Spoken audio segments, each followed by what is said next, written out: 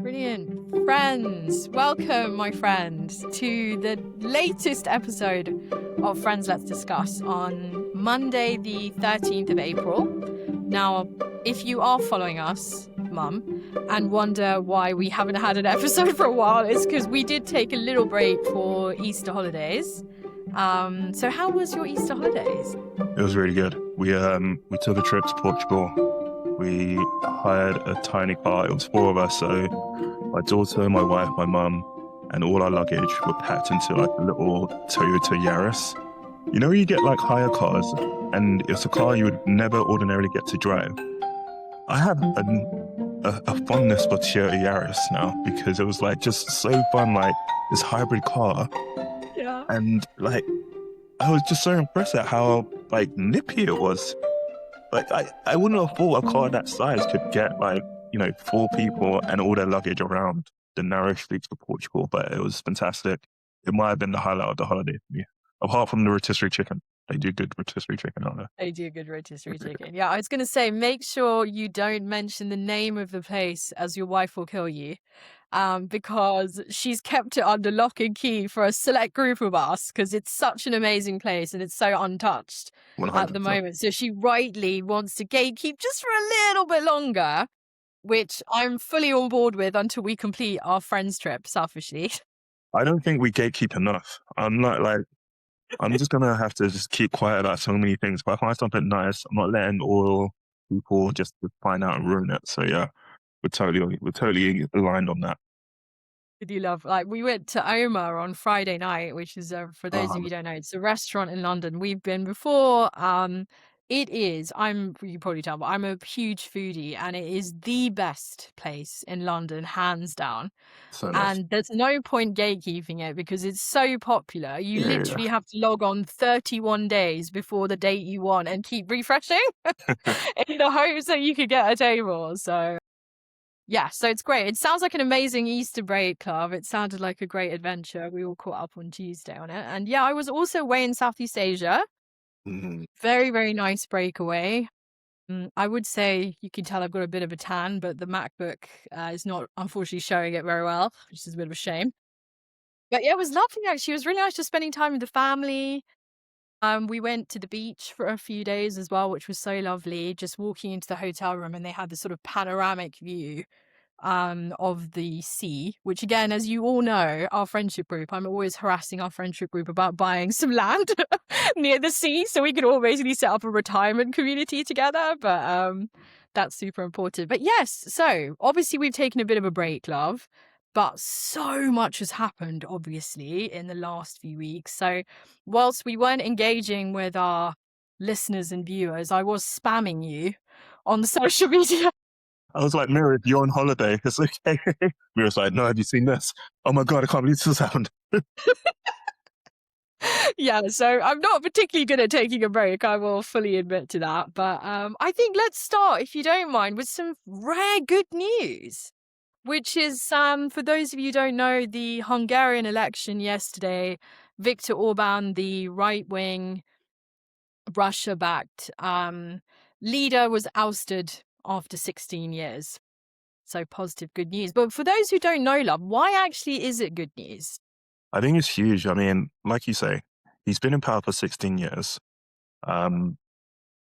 He came in on like a pretty big majority, right? I think he had like 2/3 of the parliament.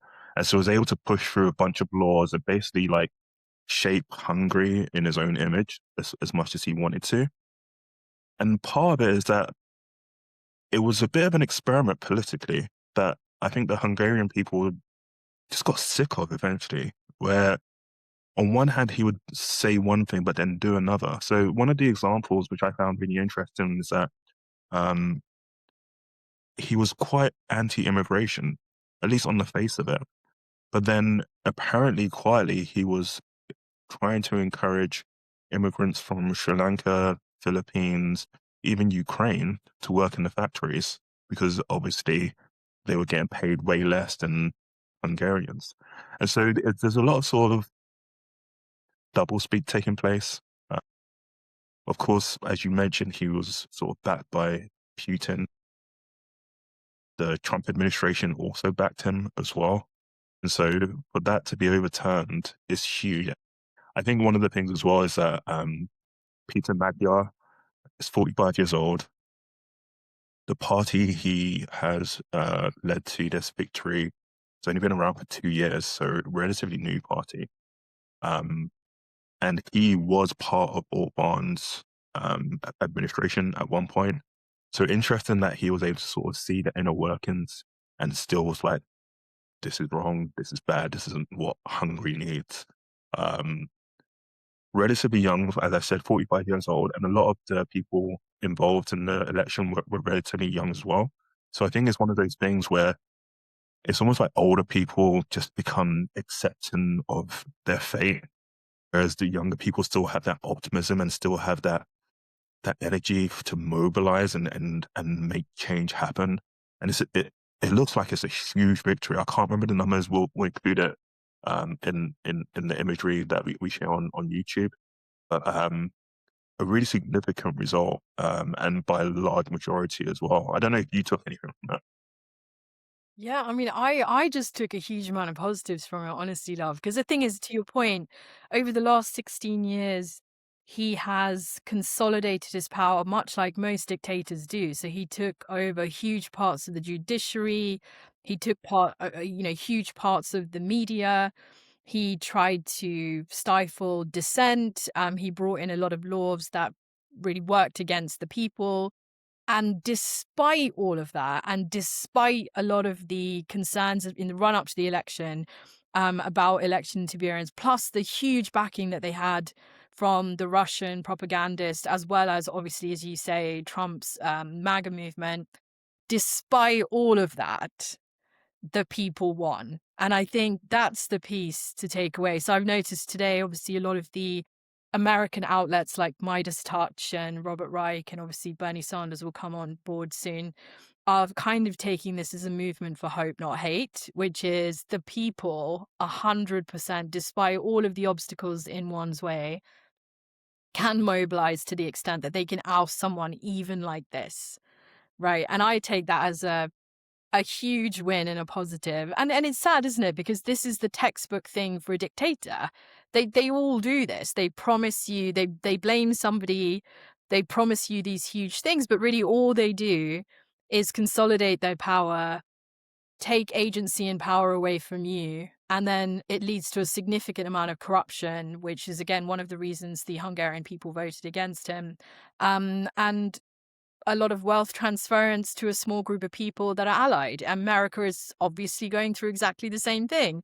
The reason I was laughing when you were talking about Trump is obviously JD Vance.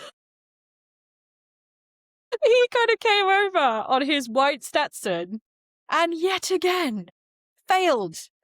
So this is the second time I think this has happened. So the first time was he had also endorsed his brother, who I believe was in the run for a Senate seat, and his Oh. brother spectacularly lost with JD Vance's endorsement. And now, obviously, obviously, we like to joke about it. I obviously don't know the causality, but again, the kind of hubris of the American administration to think that talk about interference and then interfering and then actually basically somebody was saying on social media, I kind of really wish that this guy would travel around, just visit Le Pen too, visit Reform, because actually he can kind of help us, to be honest.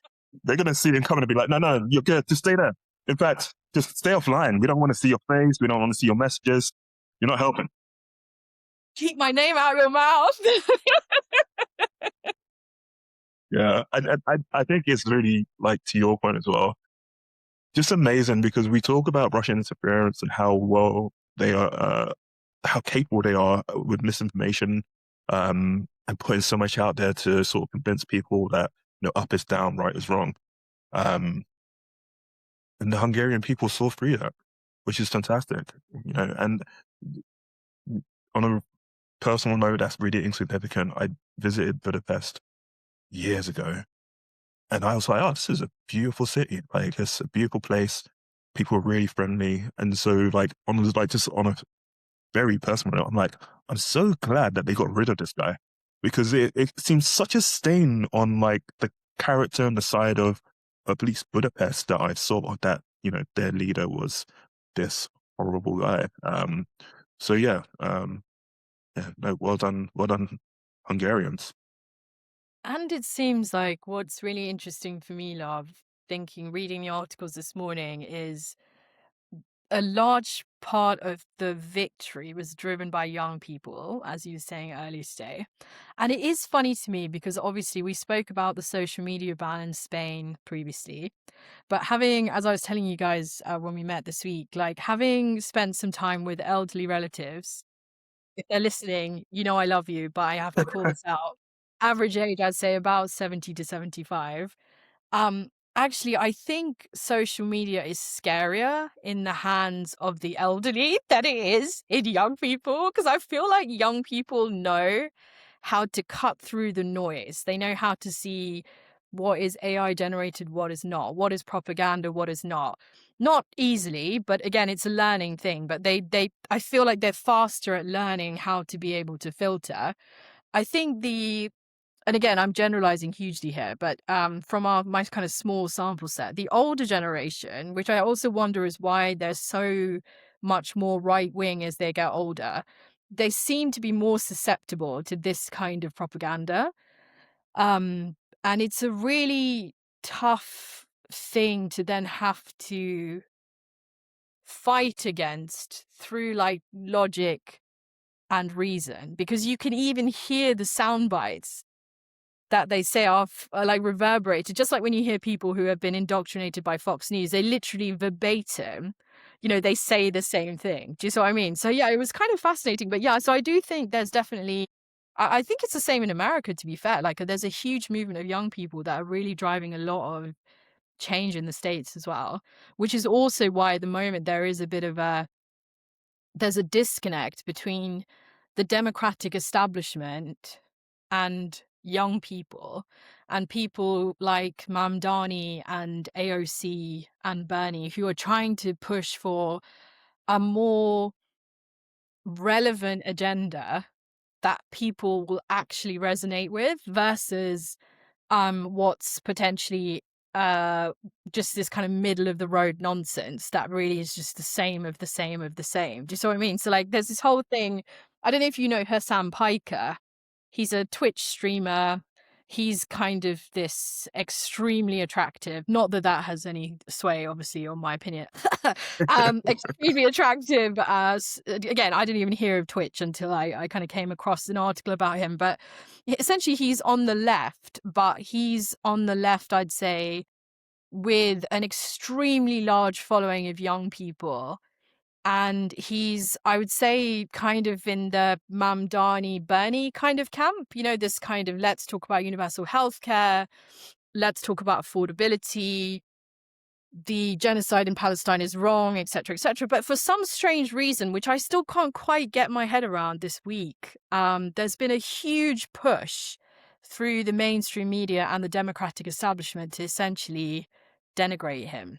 And Oh, I'm finding it so confusing, honestly. Like I'm literally Googling trying to understand like what exactly did he do? And yes, he's made some comments which were stupid. I think he said something about 9/11. He said something about the Israelis um in the context of what was happening in Palestine. But again, nuance is obviously lost in social media, but they've sort of just kind of like honed in on these two examples that seem to just keep going round and round and round. And it's just an interesting one, honestly, just watching everything that's playing out, because you're almost a bit like, how is this helpful yeah, yeah. exactly? There's always Like, more going on beneath the surface, though, isn't there? Like I know one of the things that came across was how it's very common for both British intelligence services as well as US intelligence services to set up these parties to split the vote. And so um, there's always something going on beneath the surface, which maybe reporters can't confirm and can't be spoken about. But yeah, it, it might take, like you say, like a lot of Googling to sort of investigate and uncover what's really going on there. Because it's crazy to me because at the end of the day, much like we've seen with Hungary, and to be fair, in other places as well, um, the young people mobilizing in the US, of course, as well, is a large part of why change is happening, right? And candidates are coming to the fore that are really talking about a future, really, things that can give people an actual future, and when you're 24 and you're unemployed or you see nothing available to you from your government, it's really huge. So I find it really puzzling that they're kind of going after this guy that appeals to so many young people to sort of again fracture a vote. And again, what I find absolutely wild in this is people are angry at him because he said that he didn't support Gavin Newsom, because Gavin Newsom is very much, corporate Democrat, mainstream, APAC funded, all that kind of shit. And he was just saying, like, if he's the candidate, like, I don't think I'm going to vote for him. And people are like, oh my God, that's crazy. And it's just like, but what really frustrated me, it's the same with Kamala Harris as well. In this whole thing, she refused to say that the genocide was a genocide. And as a result, people lost a lot of votes. And then those people got the blame. But why didn't you listen to the people? Why didn't your platform reflect what the vast majority of people are feeling so that they could vote for you because your interests aligned? It's almost like these guys are so entrenched in the system, they're working it backwards. So, like, I'm the politician, I'm telling you what you need to feel and what you need to care about. Just vote for me. And if you don't, it's all your fault when everything goes wrong. Yeah. And I want to wrap up on Europe, but to your point, I feel like America is such a corporation now that even the politicians put corporation before political political motivation. And so, like you say, because there's, funded by these huge lobbying groups, they're not going to say anything that like goes against the hand that feeds them, and it's such a shame that we can't remove ourselves from that. But hopefully, like you say, the sort of newer candidates coming through, whether it's the Mandanis of the world or someone else, even if it's like Bernie Sanders, like you say, not a young candidate, but someone who is so progressive and so um, radical, but like positive change, like that can make a huge difference. And hopefully that inspires young people to build a better future for themselves. So, because again, to your point on Europe, because I don't want to just make it all US, but like even in the UK, love, if you look at the latest polling now from 16 to 24-year-olds, the vast majority voting for the Green Party. And again, what is the platform of the Green Party, right? It's let's address income inequality. Let's make sure we keep the NHS. Let's think about how can we do better by the environment. Let's be actively honest about a genocide that's happening in Palestine, and let's call it what it is, and let's stop arming the people that are committing it. Why are we complicit? Like just what seems like common sense things. None of that should be hard. Like, I none of don't that. understand. Do you know what I mean? That's the thing. And even like with Labour, like the immediate reaction of Labour is just the attack. Oh, but he's a hypnotist. He's an actor. He's telling you to come out of NATO. But again, it's the establishment telling you as a voter, you need to think this way. You need to do what we're telling you. But you've completely got it wrong, guys. Like the whole point is that you're listening to the vast majority of people who are telling you day by day that they're struggling. Affordability is a problem. And we understand that things are more complex. We have a lot more old people. We have pensions that are triple up. We have complicated health issues. We've got um, more expensive medications that the NHS is paying for, not least because Trump is trying to fleece everybody, obviously, and the pharmaceutical companies, blah, blah, blah, blah, blah. But nobody's saying those things aren't a thing. Instead of listening, it just feels like you're telling. Yeah. Do you see what I mean? And also, to your point, it's strange that they're still pursuing that path, given everything that's happening in politics at the moment. There does seem to be what we would view as a positive trend, because I know we didn't really get to discuss it at the time, but seeing the referendum that took place in Italy, which would have given more judicial power to the right wing government, and that being sort of overturned largely by the young vote, by people who, took part, like the mass participation point. Um, it seems like, hey, if you're trying to push what you think is the agenda that suits you, you're going to be found out pretty quickly. And thankfully, we're still in a democracy. So, when it comes down to it, when it comes down to the election, hopefully, the people will realize that they actually do have the power in this system. And to your point as well, you was you were encouraging us to write to our local politician around Palantir. I don't know if you want to say a bit more on that. Yeah, I mean, I think we've spoken a few times. So Fabian is really good at researching AI tech companies. You know, both of us have an interest in tech. Obviously, Palantir, as you guys know, was set up, founded by Peter Thiel, and I think it's Alex Karp now as well who runs it. Essentially, they set up a £1 contract, of course, with the National Health Service. They're now in the National Health Service. They have access to so much data of our healthcare data. They're now also within our armed services, but Palantir as a company are extremely, extremely, I don't want to say the word dangerous because it sounds really dramatic, but they are quite dangerous as a I company. think it's fair to call And it it dangerous. is fair to call them Yeah, dangerous, right? yeah. Love, like what they're using and what they will end up using that data for, not least as we've seen over the last year or so with what happens when we as a British people, as a sovereign country, have so much reliance on a foreign country. Yes, it's America, but they're a foreign country, and boy, is Trump trying to screw us all at the moment.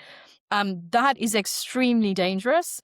And on April the 16th, there is a vote in the House of Commons to discuss the role of Palantir within the National Health Service and the armed forces. So I would encourage, if you are interested in this topic at all, to please, please write to your MP. And if you feel any type of way, express that sentiment to your MP so that can be reflected in the House of Commons debate on Wednesday. So my email is ready to go to be sent to my local MP today. And yeah, so if you have the opportunity to, I would really encourage you guys to do so, because I think this is a very, very dangerous company and I don't want them anywhere near us, to be quite honest with you. Yeah, Yeah. and I think, and if you're at all intrigued by this and maybe, you know, doubting that we're coming at it from a sort of neutral perspective, you see your research. It won't take you long to find an interview of Alex Karp saying the most outlandish things. He's not anyone that you want to give your data to, let alone data of an entire nation. Uh, Backlogged through, the history of the NHS. It, it's so crazy that this is a thing that we're having to sort of push back against, that the government isn't protecting us at this sort of very basic and fundamental level. Um, the only idea I had, and I don't know whether or not this is a bad idea, probably shouldn't be discussing this whilst we're recording, but I thought maybe we could sort of produce a letter just so that people don't have to go through the effort of having to write it themselves, and they can just sort of access a Google Doc and just copy and paste the email to whoever their local leader is, their local MP is, and that maybe that's something we could just link to in the show notes. So if you're watching this and there's a link that says copy this, then do that and email it to your MP. If you don't see that link, then we didn't do it. Um, Yeah. and maybe just pivot into slightly positive news, maybe. I wonder what your take was on the whole NASA mission to the moon via Artemis 2.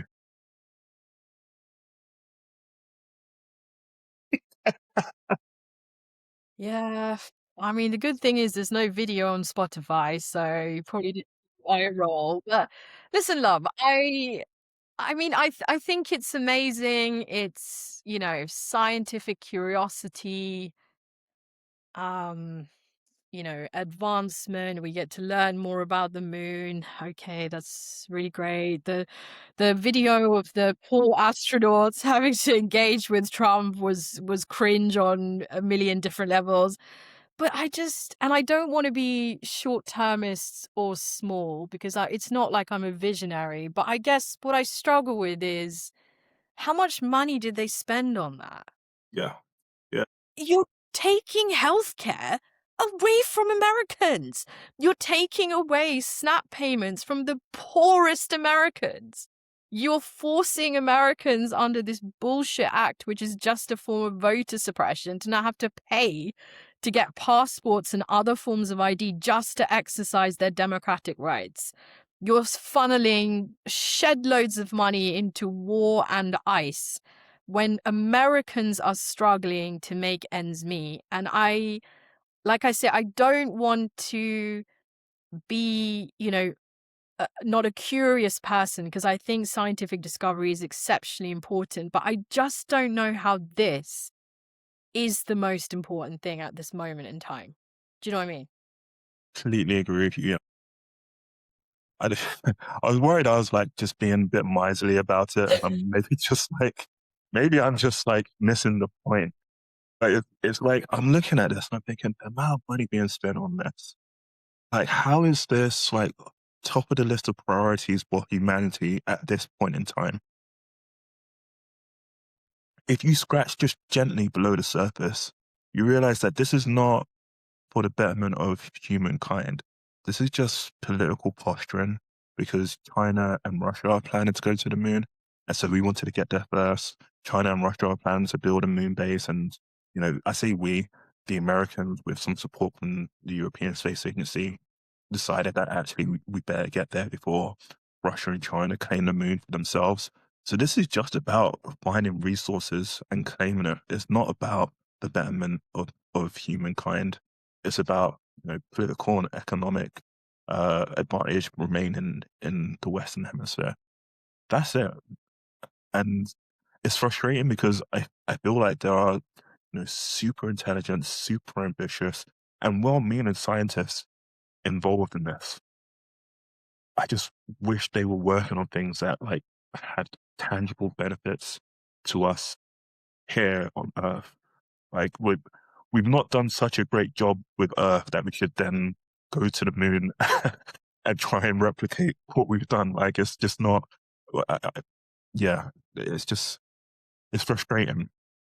It's frustrating. Yeah.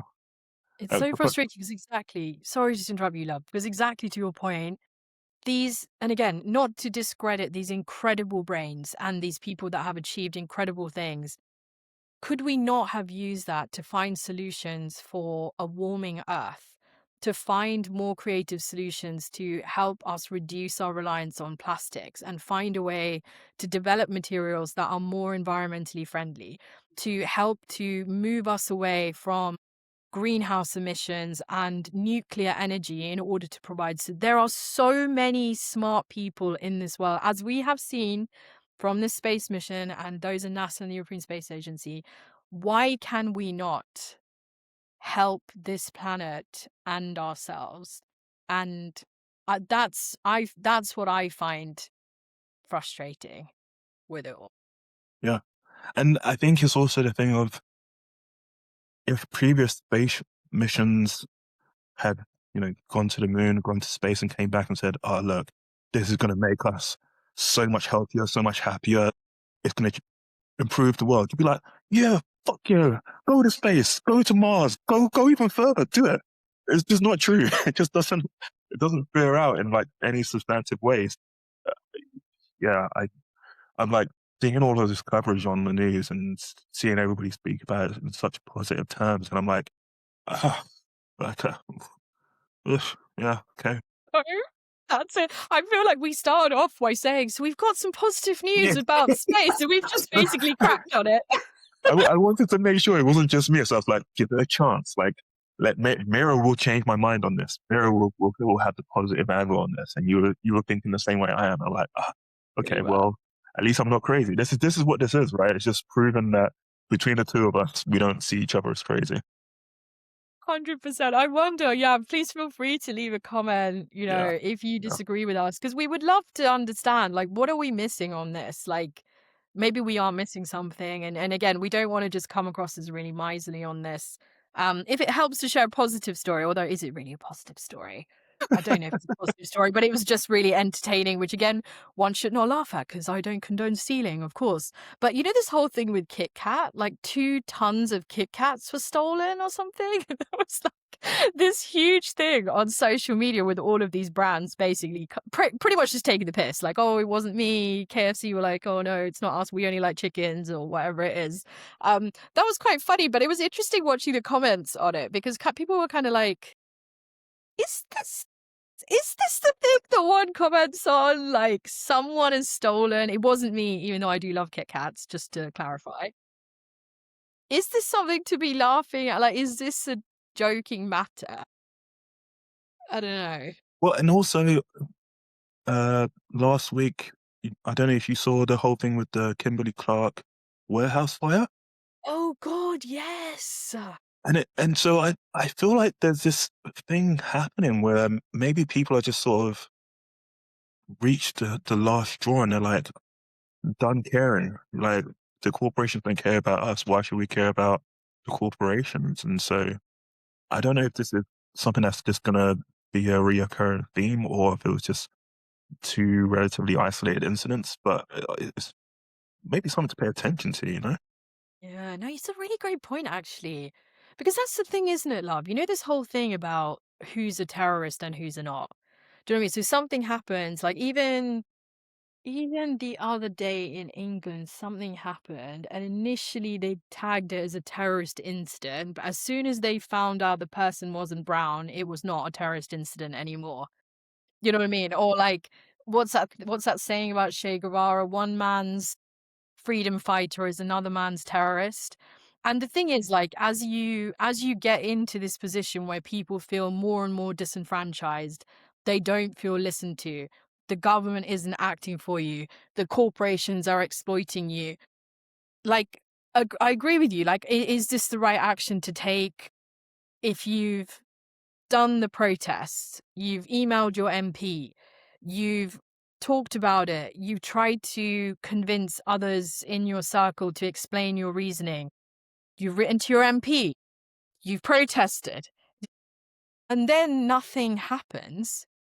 Yet again, this weekend, 500 largely British pensioners got arrested for a Palestinian protest, because they referenced Palestine Action again. We had so many lovely police officers that are just like, cradling the arm of some elderly lady as they walk her to the prison van. But I'm thinking, like, when these things don't work, love, what do you do next? Yeah. Do you see what I mean? Like, Yeah. and again, we're not condoning violence. In fact, it shouldn't ever get to the stage where violence is even an option. It's just that if you continually ignore, dismiss, and denigrate people and all of the so-called democratic norms that we're there to exercise are ignored and denigrated, and people are arrested for exercising their right to protest and blah, blah, blah, blah, blah. The scary thing is what people turn to next.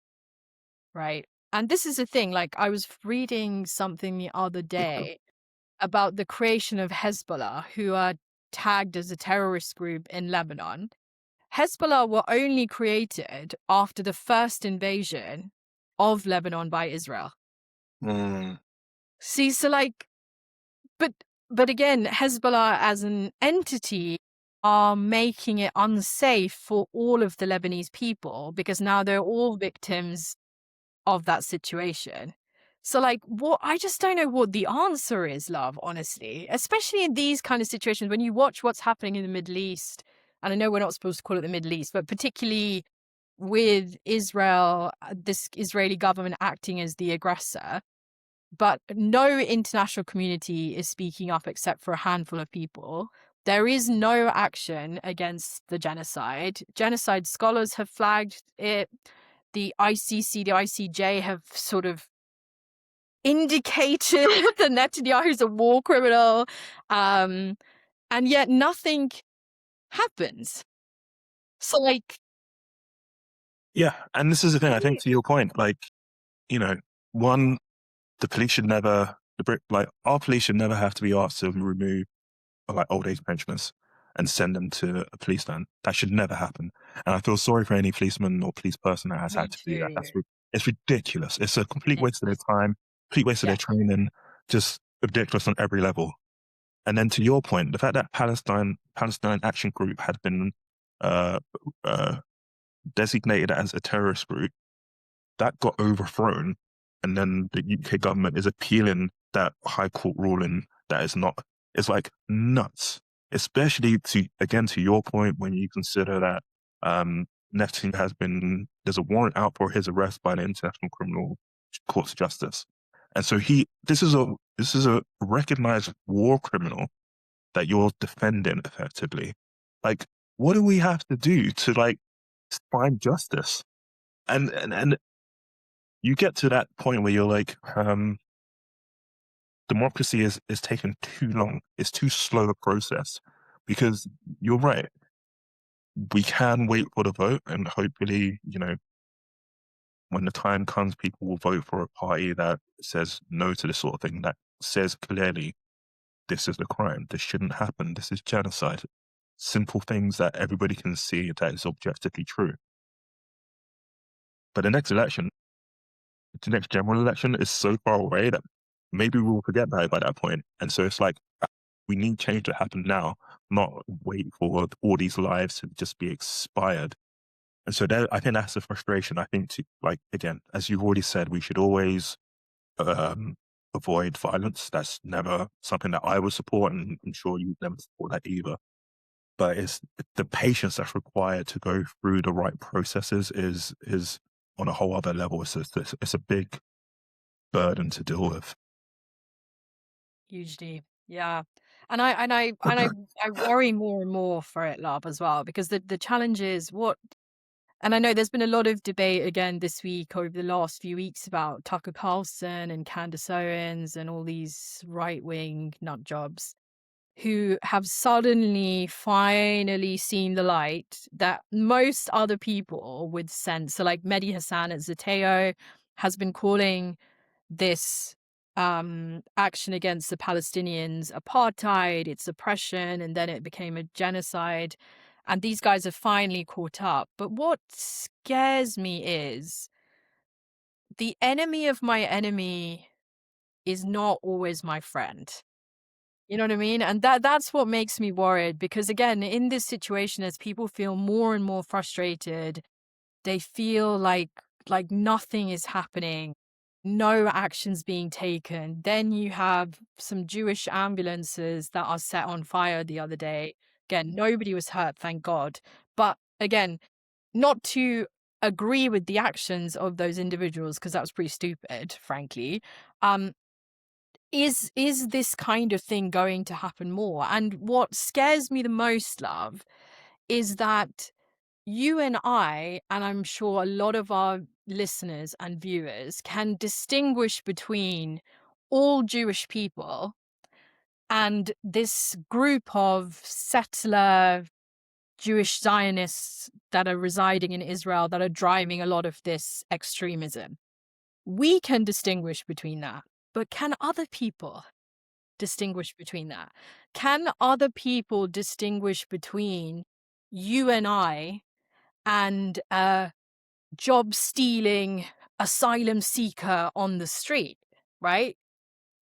I don't think so, right? Like, how would you know? Like, unless I wear my passport on my forehead, like some guy in America started to do, just to be like, I'm a US citizen, I'm a US citizen. Like, it's very scary when it gets to that stage because it puts everybody at risk. And that's why I am not a fan of violent resistance, because I think there is way too much damage to everybody around you, not least the people you're trying to supposedly target. You know what I mean? And I think that's the frustration because everything that you said is so easy to reason out. You don't need to be like a super intellectual to see that when you violently attack someone, anybody around is going to want some sort of retribution. And so, even when there's this supposed ceasefire between Iran and the US, and yet the Israelis are still sending missiles over to Lebanon. Like, what do you think is going to come of that? There's nothing good that comes of that. It's only going to cause more hatred and more violence. And so, yeah, I don't know. I have to sort of be suspicious of people that you know encourage that behavior, whether it's the person on the street or the person in political office. It's just you are warmongers at that point. There's no other way to describe your actions and your beliefs. Percent love. And then that's it, isn't it? Like, whenever Netanyahu comes out and complains about anti-Semitism, I'm always like, bruh, are you having a laugh right now? You are the reason that it's on the rise. And it's not, it shouldn't be, as we say, like most of us can distinguish in the same way that, like, when the London bombings happened, love, people would move away from me on the tube. That's insane. Like, It's let's put aside that I'm not even Muslim, not that that should matter, but even just as a brown person, you got, because I had my rucksack to carry my laptop in, then obviously I was like, oh shit, like, oh, better move away from her. So, like, in the same way that Muslims experience Islamophobia because of the actions of some nutcase in Al Qaeda or whatever, unfortunately, Netanyahu is causing a significant lack of safety for Jewish people worldwide because of his utter nonsense and his evil. That guy, Ben Gvir, I mean, he is next level sociopathic evil. I've never seen anyone wear a hangman's noose as a badge on their suit before. I mean, it's fucking, forgive my language, it's fucking insane. And the fact that it's just publicized and just said as if it's like a normal thing. It's probably why people feel, I imagine people who are listening to us and hopefully if they agree with us, feel just as like, what on earth is happening right now? Like, this is insane, Yeah. isn't it? How do you And I make think, sense of it all?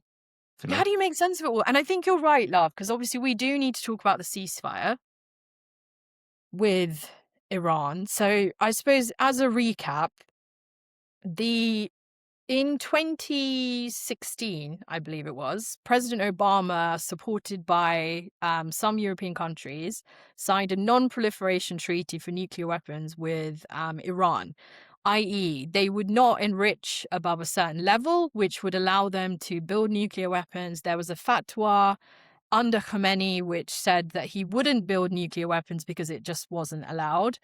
Um, President Trump, because he didn't like that Obama had written it, tore it up like the 2-year-old that he is, made the world less safe. So obviously then the Iranians are like, okay, great, well, that doesn't apply anymore. So maybe we'll just start continuing with what we're doing. But again, no evidence they were actually building a nuclear weapon, but still, they came to the table 6-8 weeks ago. They were negotiating.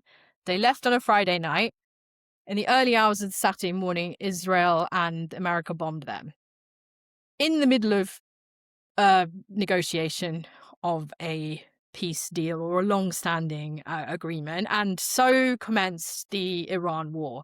And on a near daily basis, President Trump and his gang of sycophants in the MAGA party vacillate between essentially threatening the guy, then talking about a deal, then threatening the guy, talking about a deal, then threatening him and saying, oh, why do you have weapons? We're going to attack you with no provocation, but why do you have weapons? Oh my God, it's crazy that you have weapons. And then they finally had supposedly a ceasefire deal, which Israel ignored because they continued to bomb Lebanon, which again, and not just bomb Lebanon, but essentially displace 1.2 million people in South Lebanon and force them out of their homes. Because they're now expanding. It's not enough that they're expanding into the West Bank, which is not their land. They're now expanding into southern Lebanon as well, which was, again, part of the Greater Israel Project, as I understand it. But I'm sure our viewers will be more educated on that. Anyway, so then they roll out JD Vance, who, as we've discussed at the beginning of the podcast, is a hugely successful politician. I mean, anything he touches turns to gold, obviously. And then he's backed up by Witkoff, who is witless, and Jared Kushner, who looks like he's starved of oxygen at birth, but somehow has landed himself in the middle of all of these things, even though he's not elected by anybody. And he's not even a proper government official. He has no authority to be acting on behalf of the United States in any of this stuff. And yet again, there is no deal. Of course And there is no deal. and also, Trump during the process of the deal being made, saying we're going to wipe your civilization off the face of the earth if you don't sign this deal. Like, oh, what a way to get that negotiating oil like into the joints and get the wheels turning. Just threaten mass genocide of an entire nation. Like, what are you doing? And then the Mate, fact that whilst all of this is taking place, Trump isn't at the negotiating table, isn't at one of the most crucial deals taking place in the world today. He's at UFC watching mixed martial arts fighters punch the crap out of each other. Doesn't give a fuck. He's got no concern about it. It's the maddest thing in the world. it's mad love. And Americans, like at last count, gas had gone up by $1 a liter, which is almost 100% increase from what it was. And the Americans are super sensitive because obviously, not to segue, but they obviously have zero public transport because the car manufacturers made sure they didn't have public transport, blah, blah, blah, blah. But even that civilization comment, love, like it's it's so fascinating to me because everyone talks about, I remember when Trump was first pitched in his pre-first term presidential race, people were like, oh, do you know, it's really important because he's a really successful businessman. And it would be really good if we had a successful businessman in power. And clearly you didn't actually look at his track record because he was not in the realms of being a successful businessman. And the thing that I find fascinating about it all, obviously, because both you and I come from corporate environments, is what is diplomacy but basic negotiation, which is understanding that but a bigger scale, obviously, because you're talking about states negotiating with each other. But fundamentally, it's a negotiation where both parties need to feel that they've got something from this discussion, right? That's all negotiation is. That's all diplomacy is. It's just a fancier term for it in the government space. Trump's Trump doesn't understand that because he's not successful at that. Trump was a low-level mafia agent that ran a protection racket with news agents on the street corner. And you go threaten them with violence and they'll pay you $50 a week to leave them alone.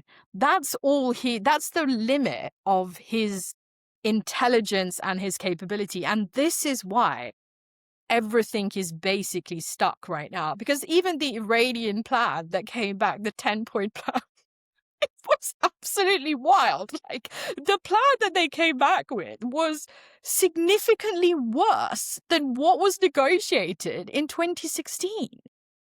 Like, how, Fabs? And it was super interesting. I don't know if you saw any of the the social posts from the respective embassies of Iran. So all the Iranian embassies that were based in different countries of the world were doing social posts, just completely mocking the fact that these guys were coming to the table with this god-awful deal, no knowledge of like the region, no knowledge of where the Straits of Hormuz was. I think in a post, JD Vance said it was in the Arabian Sea, and they were like, it's the Persian Sea, okay? Persia, Iran. And it was just like all of these things happening. You're like, the world is like on the verge of what felt like a third world war. Like, and we've got these goofballs like negotiating our way out of it, and clearly we're not out of it yet. So it's the weird, Negotiating. and this is it. And it's the weirdest thing. What? And then this might sound like a diversion, but suddenly out of nowhere, Melania Trump is like, "Hey, My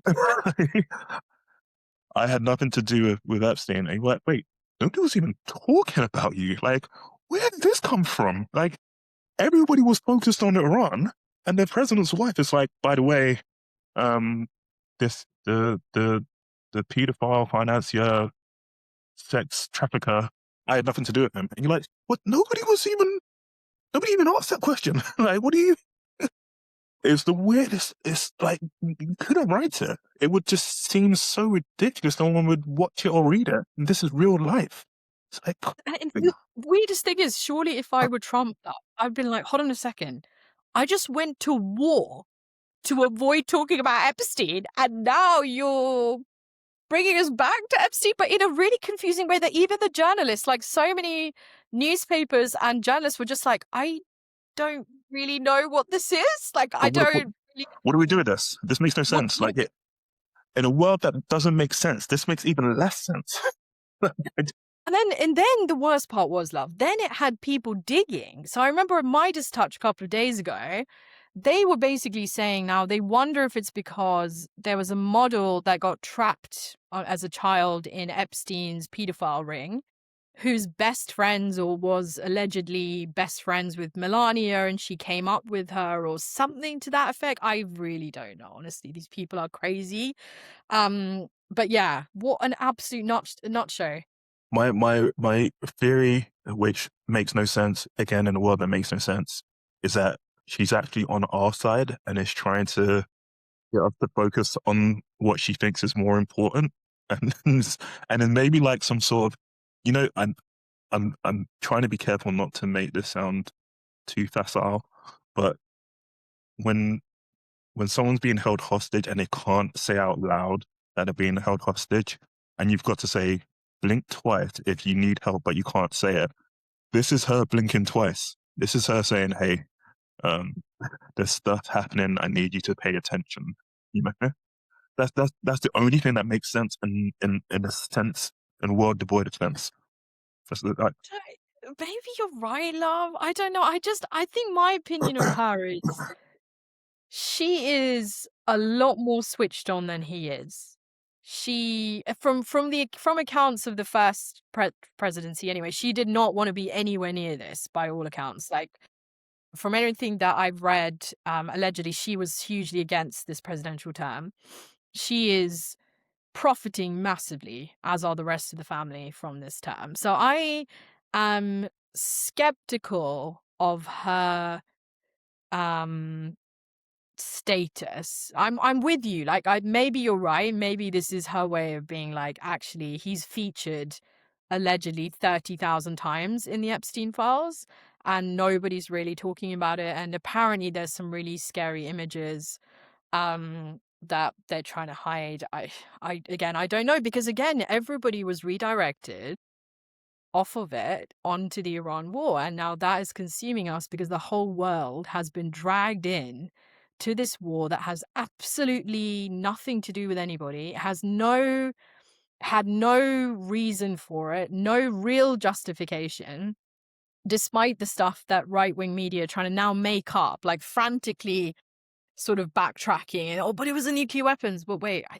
thought you said they were destroyed last year. But it was it's because they were always saying death to America. But if you attack them for no reason and you set up 15 military bases surrounding them, do you think that maybe they would be scared? Like, in the same way that Trump is threatening to take over Canada, Greenland, and Mexico for American safety? Like, I don't know whether these people are just that stupid or whether they're so enamored with this machine and this power, and they're all making money by all accounts off the back of this, that they just say whatever the hell they need to keep this money train going at the well, expense, obviously, of the American people.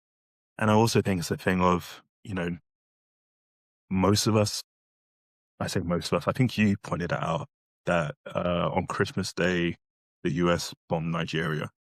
And then following that, they went and they, got Maduro out of Venezuela. And all of that seemed to go so smoothly that I imagine for someone who doesn't need much to have his ego inflated, he just thought, you know what? I'm just going to go into Iran and that would be done in, 24 hours, like a week or at most. And he's almost like the perceived success of what led it to this had just empowered him to what is now this massive failure by any stretch of the imagination. And that hubris just caught up with him. Uh, and maybe, like, we don't know, but maybe it's a good thing that it's happened now before he sort of got as ambitious to sort of attempt to go after Greenland, attempt to go after Canada, attempt to go after Mexico. Maybe this will like reset his ambitions and just sort of go back to this America first approach.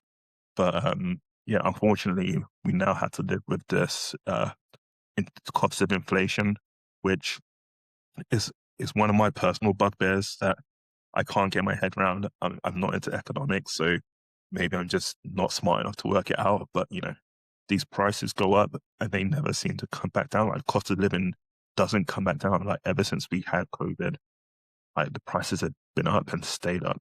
And so, when we talk about inflation, I think it's always important that we talk about how inflation isn't the prices rising, it's the rate at which the prices increase, right? So the prices are always going up, they're just going up quicker now. And that's all because of transactions. It's not because of small boat crossings. It's not because of global warming or people being too green or closing down, you know, still works. It's because of Trump. So if you're feeling it right now, it's one person responsible. Like really, it's just one individual. One individual that has been supported by what was supposed to be checks and balances in America of Congress and the Senate, that was supposed to put the US Constitution and the US people first, that didn't and haven't and won't, so that this one individual has turned America increasingly into a fascist dictatorship where the people are suffering the most. And it's a sad indictment of what I think we've spoken about before, like how fragile democracy is if you don't continue to fight for it. And also, love, I think, to your point earlier on his comment around essentially just, eradicate the civilization, a very sad indictment to the education system in America that this 250-year-old country thinks it's talking about the eradication of a civilization that has been around for thousands of years. I mean, it is wild, honestly. And it's a similar thing even with if you think about even Afghanistan, love. The Russians had tried to invade Afghanistan before, they were not successful. The Americans tried to invade Afghanistan, they spent trillions of dollars, and wasted lives on a 25-year war. They handed it back to the Taliban. There is a certain degree of hubris when it comes to the Middle East, which again, I think we're not supposed to call the Middle East, but you know what I mean. Um, that they're just this bunch of uneducated savages that have a savage religion and can be just knocked down with a feather, and they will be subservient to the white supremacist Western civilization. Now, there are some countries, as we have seen, that are very happy to play that role, unfortunately. But there are others that are like, well, no. No, Like, no, no, why should we do this? Like, why would we want to do this? I don't understand it. And again, our media talk about them in savage tones, like they're the white supremacist tones, like they're inferior to us. And yet our economies are vastly struggling, love. Like the UK in particular is struggling post Brexit in particular. We've isolated ourselves. We don't really have anything to offer, unfortunately, because we're a services based economy. We don't have that many materials. Everything has been privatized to the extent that we're on the receiving end of terrible water, like sewage in our seas. All of the gas that and oil that was produced in the North Sea is sold on the open market and we buy it back, basically, which is why Kemi talking about more drilling is complete nonsense because we have no control. You could drill, sure, but you're not going to see the benefit of it because it's the open market, right? We buy it back, so it doesn't make any difference. So, like, the fact that we could sit in this state and speak so negatively about other countries, it's just fascinating to me. Because, yeah, not to jump around, but I sent you that video that I had on TikTok of you know, Chancellor Merz, you know, the German chancellor, he visited China, and they had these like robots Yeah. doing all kinds of stuff like dancing, they were doing like martial arts, they were doing boxing, and it looked so lifelike compared to the ones that Musk is producing, where it took you like 17 minutes for the guy to like move the spoon to the right. And you're kind of watching this like, my God.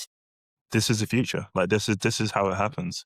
And it's funny because I'm this company where I was at previously, um, they were launching their own humanoid robot.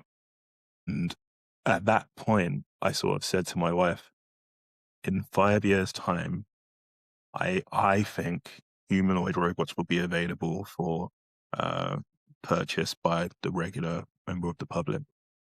And so that was a year ago, and I'm still sticking to that guess because the rate at which they're improving these robots is so fast. It's not like anything we've seen before, and like we are. It's that combination of robotics and AI, where on one hand, like I saw a video of factory workers in a clothing factory, and they all had head-mounted cameras so that their data was being captured, so that that robot could be trained on how to use these uh, clothing machines. And so you can imagine, like, just robots doing all of the work 24/7, no healthcare, no pension, no salary. It's just maintenance, right? And so the incentive to those businesses is so high that they don't care. There's no consideration of like what that means, both to the human worker, but also who their customer's going to be. If everything is robotic, like who you selling to? Because we won't have jobs. Like AI and robotics will take over everything. And it's so weird that like that that's not part of the conversation. Like we both have openly held our hands up and admitted that we use AI all the time and it's super helpful. But at some point, you've got to say, this is going to make us irrelevant from like a work perspective. Because I'm not sure what it is that is a job that people do at the moment that can't be done by some sort of combination of AI and robotic. I would love for you to sort of tell me I'm wrong and that there is something. So please, the floor is yours. Honestly, love, trying to see that video with the Chinese robots or humanoids, sorry, I would have said to you that any kind of manual laborer profession, we would have been fine. So like plumbing, bricks, blah, blah, blah. But seeing the precision and agility of these things, I'm I'm now a bit like, "Ugh." Like there is always going to be there's always going to be significant value in human capital and innovation. I don't believe that could ever be replaced. But the challenge is, to your point, I think what 25 people could do before, you could have one person doing and 10 robots. That's the challenge. That's where it gets super, super, super dangerous.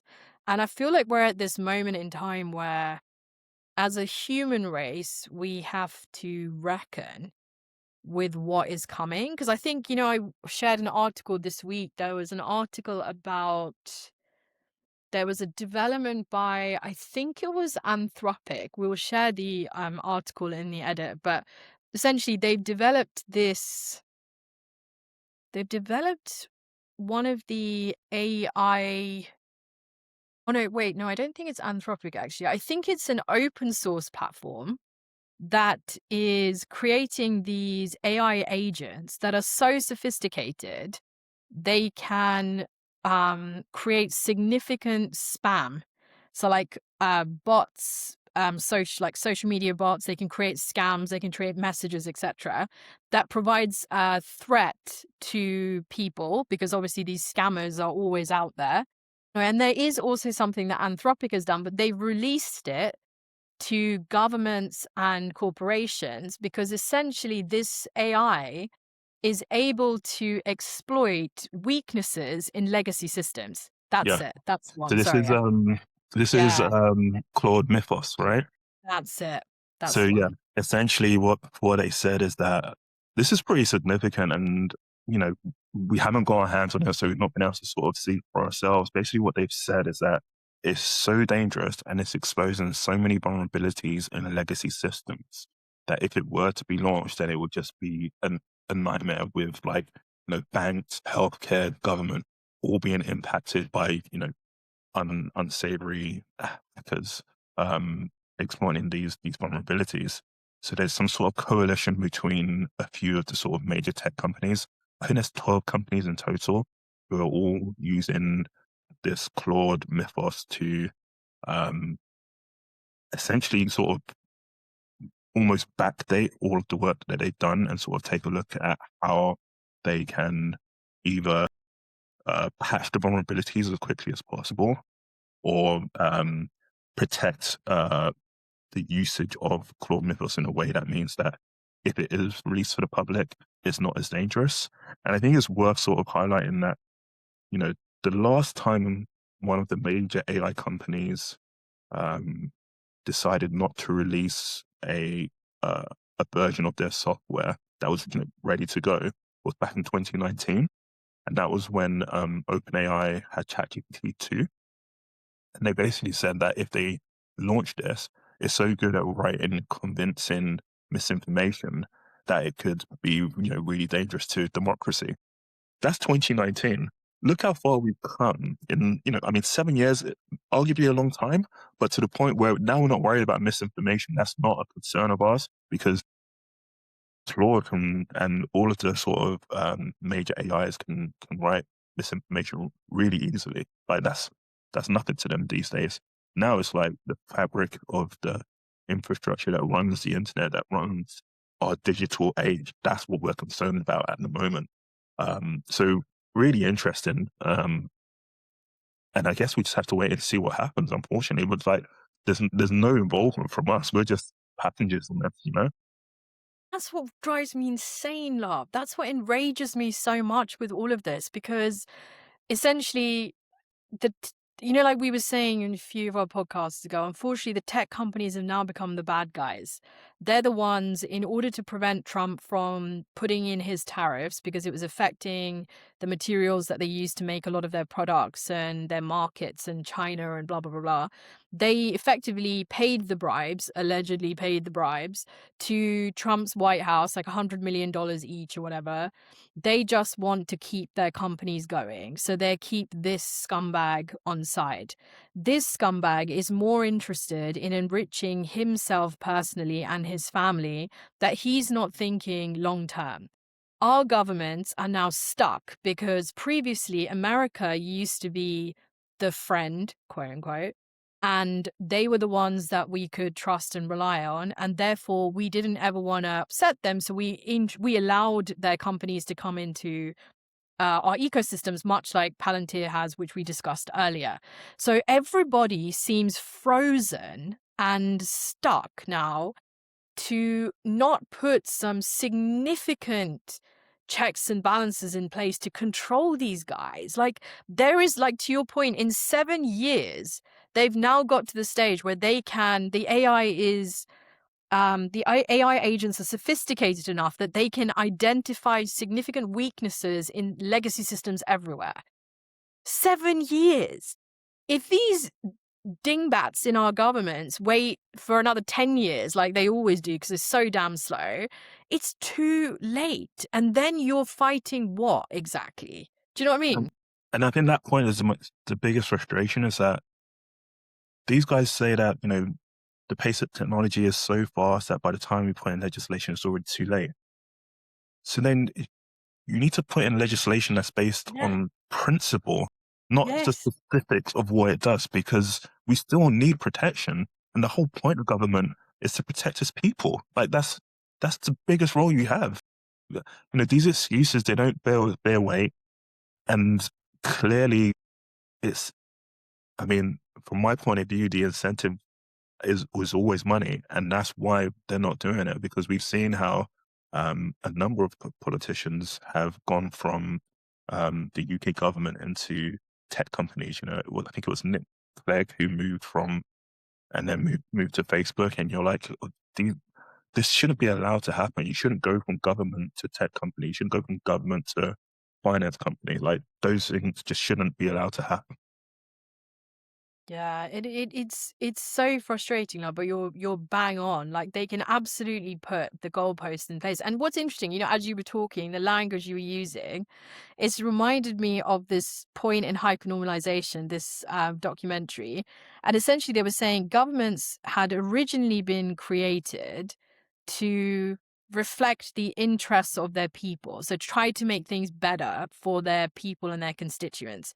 And then at some point in the 50s and 60s, government had now simply been there to just be reactive. So just be reactive to something that's coming. So to your point, they're not even really thinking about it because all they're doing is just fucking reacting, endlessly reacting. And then by that point, is way, way too late.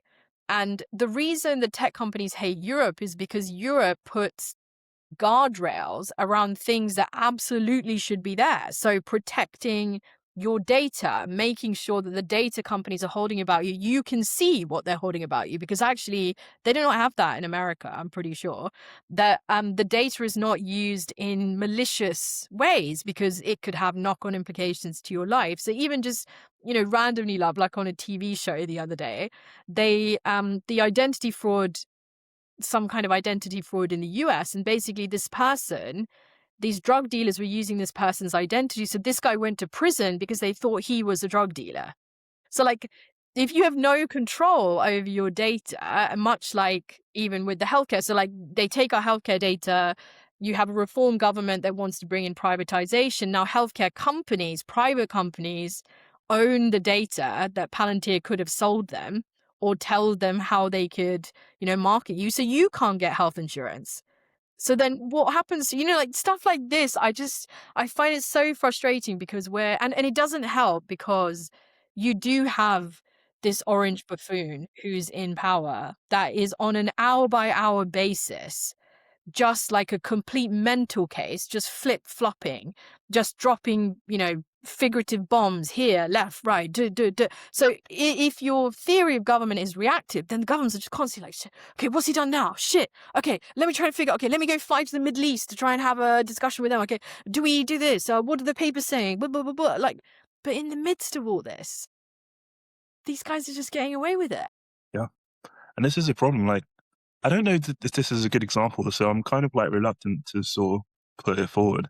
But I remember Dave Chappelle talking about how when the Cosby Show was being made, um, because Bill Cosby was so conscious of negative imagery of black people, he had a psychiatrist as part of the TV show to make sure that there was no negative imagery and there was no nothing that was going to be shown that would sort of cast black people and black families in a negative way.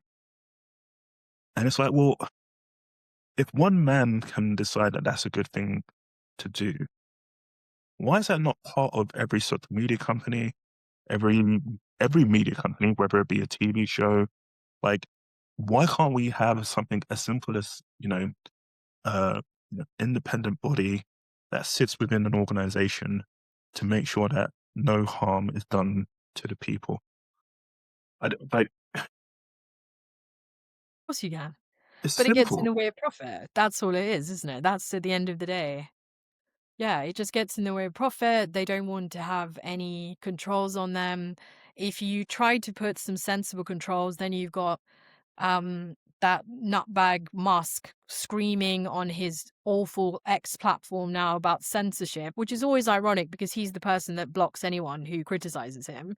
But again, let's not look into that too deeply. But that's the thing, isn't it, love? Because they control these narratives, they control they control our government. So really, even, it just feels like you're so powerless, which again takes us back to the beginning, which is in this instance in Hungary, where all of these factors feel so weighted against you.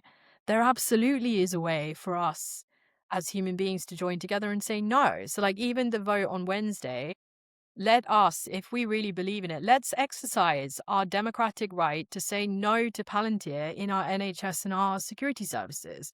Like, we don't need this outside agency that we have no control over and who has leaders that have some frankly disturbing views. Like you said, go Google it. Um, it is possible to push back on these things, but the sad fact is we have to Yeah, fight for it. yeah, That's the thing, isn't it? yeah, And if you're already exhausted by the capitalist system and the capitalist machine, which is designed to exhaust you, then it just feels like, oh God, Jesus Christ. Okay, so now I got to write an email. Oh, fantastic. Oh, bloody hell. Okay, great. I'm gonna add this onto my list now because this crazy person is now got access to my data and I didn't even really realize that that was happening. yeah, yeah. I think, Mary will say it kindly. I will say it harshly. Yes, write the fucking email because otherwise, like, the future's lost. That's how we lose our future by not writing an email. You know, you're at work writing emails all day, I bet, right? And this is just something you have to do as part of a democratic system. And it Do it. doesn't need to be sophisticated as well. Like, write the email, dear MP, put your name and your address so that they know that you're part of your constituency, and just say, please reflect that I am against Palantir in the National Health Service and the security services, because I don't agree with their values, their control on my data. Or just say, I don't agree with them in the National Health Service. They should be a review to understand to what extent their tentacles are, what's available to them, how will this impact us in the future. Whatever you want to say. The fact is, even just putting your name on that and sending it to your MP means your MP is aware that this matters to you and you care. And it's their job to make sure that they reflect that in Parliament on Wednesday. And I would say, again, if you've never voted or if you've been in a position where you think your vote doesn't matter, more so than ever, your vote really does. Because the people that have never voted before, the ones who have been voiceless, you guys can make the change right now, right? Which is why Reform are going so hard for people who haven't voted, because the sad thing is their platform will cause as much damage to the UK as Trump has done to America. And it's on you guys to even just do a quick, like we say, Google search and just look at the policies. Like, you'd have to ignore, if you go to Reform's website, ignore the first third, because the first third is just all about asylum seekers and immigrants. Just ignore that just forget it. But like, scroll down and ask them what they think about workers' rights and workers' protections, privatizing the National Health Service, which is what they want to do, taking away the protections that you're used to, putting in a government department apparently that's going to go after people that had said anything nasty to them. That came out in an article by Sam Bright a couple of days ago. Just look into it, people. I beg you, because as we said with a previous episode on the people of Minnesota, once these guys are in power, it is infinitely harder to get rid of them, to fight them. And if you're tired now, imagine what it's going to feel like when they take away the things that protect you. Like, you're working 60 hours a week now. You're not getting overtime. You're not getting maternity leave. Your benefits have been cut. So it's even harder for you to feed your families. You may be unemployed. That is not available to you now. How are you going to survive? How are you going to pay your bills? How are you going to pay your rent? Like, those things become harder and harder and harder under governments like this. So the fight becomes harder, but now you're even more tired. Yep. That's the crazy thing about it. So, yes, we didn't want to lecture our lovely friends, but we just hope you feel the same way as we do. So, on a more positive note, obviously on Tuesday, our friendship group, we went to go see Akala, who is a musician, he's a writer, he's an activist. He's kind of annoying, actually, because he's like multi-talented, isn't he? He's like so multi-talented. He was hosted by Miss Harriman, who is just an exceptional human. I came across him first at work because he presented at a work event, and he just talked with so much empathy and compassion about humanity and community. But anyway, it was called State of the Union. Yeah, maybe you could talk a bit about it, Fab, so people know. Yeah, I think the thing that I guess really stuck with me was the fact that not only were so many people there, but it felt like it was such a broad spectrum of people who, I think we talk to each other and we talk in our friendship group and we kind of wonder if that's all there is of like sort of people that think like us, people that, want a better future, that have progressive ideals, that want a sort of, radical solutions, but are also kind of, in a weird way, still part of the system. We still, you know, have our 9 to 5s and, you know, go about our daily lives and wonder, what's going on. And it felt like everybody in the room was the same as that, but still, wanted a better future, still wanted to do the work.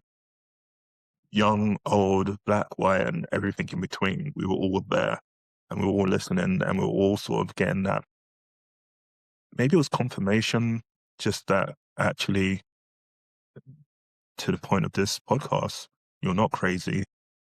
Crazy things are going on in the world. Um, but there are ways that we can deal with it. And, you know, it's an old phrase and maybe it's been done to death, but knowledge is power. And so, keep educating yourself. One of the one of the facts he shared was that was it as recently as 1991, it was lawful in the UK for a man to force himself on his wife. And I'm like, oh, that's not that long ago. And so to your point around like looking at other countries and saying they're savages, we have been savages for a long time over here. Like we can't we can't look at ourselves and think that we're the most dignified and pristine and morally correct nation on the planet. You still got work to do, and a lot of that can be undone really quickly if we're not careful, if we're not vigilant, if we don't, do this mass participation thing, right? So, yeah, I mean, look, there was a number of things that were said in it, and I'm like, I'm not as intelligent as him, so I can't recall it all. But it was good to go to. I don't know what you took from it. No, as as you were talking, I was thinking like one point that he raised, which again, like the cool thing for me with the Carla that I think I love about him so much is he, as Fabian says, knowledge is power. He's so knowledgeable. He clearly reads a lot. His mind is kind of like a steel trap. So he just remembers all these facts and you're like, oh my God. So like one thing he was saying is, and Trump says this a lot, he talks about invasion, people invading from these third world nations. But he was saying that in the UK, for example, when we rightly set up the Ukraine resettlement scheme, Ukraine on the corruption index was way, way below. Ukraine, in terms of, I think it was like literacy, access to democracy, the amount of corruption, all of these things on the markers, they were lower down than some African nations, which are typically heralded as these kind of savage third world nations, these third world countries in this kind of derogatory way. He obviously more so than Fabian and I, as we say, we can't remember the stats, so we'll have to go dig that out. But like, it was just such an interesting point to make, because you just never really think about it. And again, you'd have to go beyond the headline. And I think what I loved the most of was I think I turned to you at this point as well, like the first sort of 2 minutes in. And I think Miss Anne Harriman had said something, look, like, listen, everything's just going crazy. What on earth is happening? So I've got to ask you, Akala, how are you? And for a split second, I felt like he'd almost like paused a bit before he answered, because actually, we aren't all asking ourselves that, right? Because it is so utterly exhausting. And every time you open social media, there's some utter nonsense that's come out from the US or some crazy shit that Trump has done that affects all of us, whatever.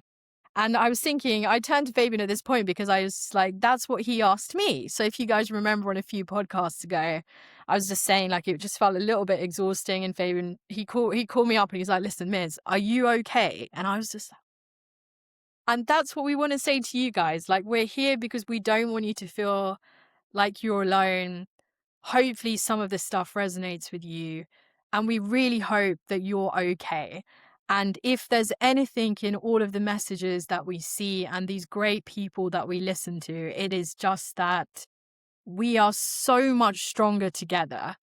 We are so much more powerful together.